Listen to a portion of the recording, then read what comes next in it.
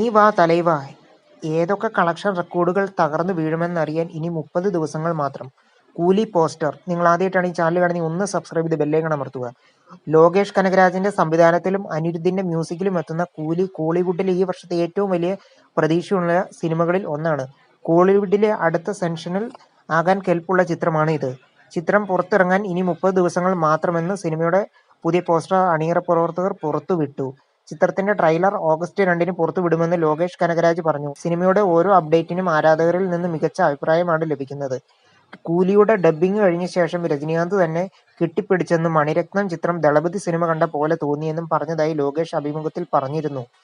രജനീകാന്തും ലോകേഷ് കനകരാജും ആദ്യമായി ഒന്നിക്കുന്ന ചിത്രമാണ് കൂലി. സൺ പിക്ചേഴ്സിന്റെ ബാനറിൽ കലാനിധി മാറനാണ് കൂലിയുടെ നിർമ്മാണം. നേരത്തെ ചിത്രത്തിൽ അതിഥി താരമായി ബോളിവുഡ് താരം ആമിർ ഖാൻ എത്തുന്നുണ്ട്.